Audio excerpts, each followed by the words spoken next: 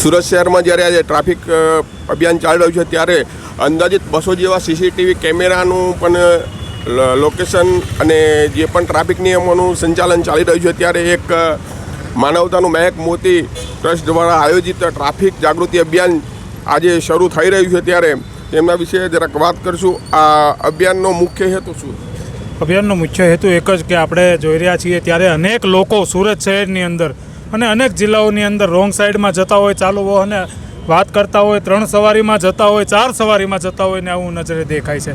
અને મારા મિત્ર સંદીપ લાલજી ધોળકિયા જ્યારે મને વાત કરી કે ભાઈ સુરત શહેરમાં જ્યારે ટ્રાફિક સમસ્યાને કારણે અનેક લોકોના મૃત્યુ થાય છે અને 4-5 લોકોના મૃત્યુ અમારી નજર સામે થયેલા છે, કમકમાટી ભર્યા મોત થયા છે, અમે જોયું છે, જે અમને દુઃખ લાગે છે અને એ દુઃખના કારણે અમે સહન નથી કરી શકતા. અને એ સહનશીલતાના આધારે અમે જ્યારે કાર્યક્રમ કરવાનું નક્કી કર્યું, કાપોદ્રા પોલીસ સ્ટેશનનો સહકાર મળ્યો, ટ્રાફિક પોલીસની ટીમનો સહકાર મળ્યો, અન્ય બજરંગ દળનો સહકાર મળ્યો, હરીશભાઈ ગુર્જરનો સહકાર મળ્યો, RSS ટીમ કિશોરભાઈ ભાલાલાનો સહકાર મળ્યો, રાજેશભાઈ ઘેવરિયા મારા મિત્ર સામાજિક અગ્રણીનો સહકાર મળ્યો અને આ તમામ સાથ સહકાર અને સુમેળથી કાર્યક્રમ કર્યો છે. અને એક જ હેતુ છે કે સુરત શહેર આજે સોનાની મુહૂર્ત બની રહે અને ફરીથી ટ્રાફિક સમસ્યાનું નિરાકરણ આપણે આપણી વચ્ચે કરતા થઈ રહીએ.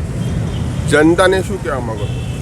બસ આ ટ્રાફિકનું બધું પાલન કરે અને બધાનો પરિવાર સુરક્ષિત રહે એ જ ભાવના.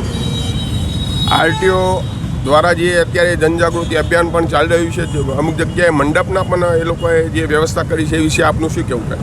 આજના સમયની અંદર બહુ જરૂરી છે, કારણ કે ટ્રાફિક નિયમને લીધે આજે ઘણા પરિવારના લોકો ખોવાઈ ગયા છે, એમના મૃત્યુ થયા છે, કોઈ અનાથ બન્યું છે, કોઈ વિધવા બની છે. આવું ના બને એ તેથી આ અમારા જે દીપેશભાઈ બોગરા છે, સંદીપભાઈ જેમણે આજે કાર્યક્રમ કર્યો, કાપોદ્રા પોલીસ સ્ટેશન, હોમગાર્ડની ટીમ, એમણે જે કાર્યક્રમ આયોજિત કર્યો એ બહુ સારો કાર્યક્રમ છે. કારણ કે આ કાર્યક્રમથી સમાજની અંદર એક જાગૃતતા આવશે અને જે અકાળે જે લોકો એક્સિડન્ટમાં મૃત્યુ પામે છે એનો દર ઘટે એવી શુભેચ્છા સાથે અમે કાર્યક્રમનું આયોજન કર્યું છે. કારણ કે ઘણાના મા બાપ આજે જોઈએ છે BRTSની અંદર રોંગ સાઈડમાં જતા હોય છે, જાહેર રોડ પર રોંગ સાઈડમાં જતા હોય છે અને એક્સિડન્ટની અંદર મૃત્યુ પામતા હોય છે અને બાળકો નોંધારા બનતા હોય છે. આ વસ્તુ ના બને એ હેતુથી આ કાર્યક્રમનું આયોજન થઈ રહ્યું છે અને આવા કાર્યક્રમ ભાઈ આયોજિત કરે એવી શુભેચ્છા આપું છું. અને બહુ અભિનંદન કાપોદ્રા પોલીસ સ્ટેશનને, હોમગાર્ડની ટીમને, દીપેશભાઈ બોગરાને અને સંદીપભાઈ ધોળકિયાને. જય હિન્દ, વંદે માતરમ.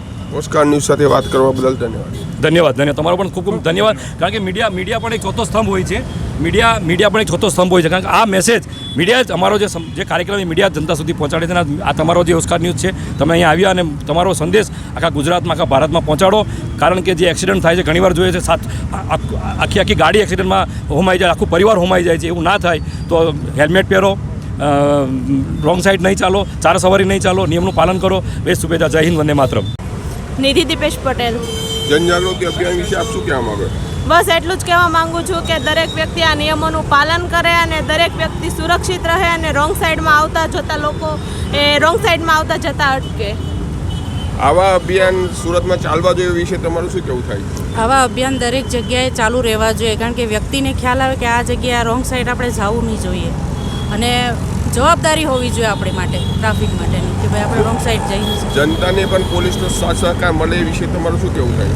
પોલીસનો સાથ સરકાર બી મળવો જોઈએ, તેમ જનતાએ બી સાથ સરકાર આપવો જોઈએ, તો જ પોલીસ પણ ઊભા રહેશે એની ટ્રાફિક પોલીસ માટે. નમસ્કાર, કૌશિક પટેલ. આ જનજાગૃતિ અભિયાન વિશે આપ શું કહેવા માંગો? આજે દીપેશભાઈ બોગરા તથા એમની ટીમ વતી ખૂબ જ સારું એવું મહેકતાના મોટી ગ્રુપ દ્વારા એક કાર્યક્રમ યોજવામાં આવ્યો હતો. સાથે સાથે અમારી SMCની ટીમ પણ અહીંયા હાલમાં ઉપલબ્ધ હતી. અંદાજિત કેટલા માણસો તમારા સ્ટાફ? અમારા સ્ટાફમાંથી 22 થી 25 વ્યક્તિઓ હતા કે જે અમે સોસાયટીમાં જઈને અથવા તો રવિવારે નુક્કડ નાટક છે, શૈક્ષણિક પ્રવૃત્તિઓ છે અથવા તો વ્યક્તિને સ્વચ્છતા વિશે સમજાવવાનું છે, અમે કાર્ય કરતા હોઈએ છીએ. આ વિશે તમારે આગળ શું કહેવું થાય કે સ્વચ્છતા પણ આના હાથે હોવી જોઈએ? હા, સ્વચ્છતા ખૂબ જ આવશ્યક વસ્તુ છે. આપણે બધા વ્યક્તિઓને ખ્યાલ છે કે હાલમાં ગરમીનું ખૂબ જ સારું એવું પ્રમાણ વધી રહ્યું છે. તો આપણે આ બધી બાબતોનું ધ્યાન રાખશું, જેમ કે સૂકો ભીનો કચરો અલગ અલગ છે, પાણી બચાવો છે, એ સ્વચ્છતાની જે પણ બાબતો છે એ બધી વસ્તુનો ખ્યાલ રાખશું તો આપણે પણ આપણા રાષ્ટ્ર માટે, આપણા સમાજ માટે આપણી જે પણ બાબતો છે એને આપણે પ્રયત્ન થકી આપણે એને સુધારી શકીશું. Thank you.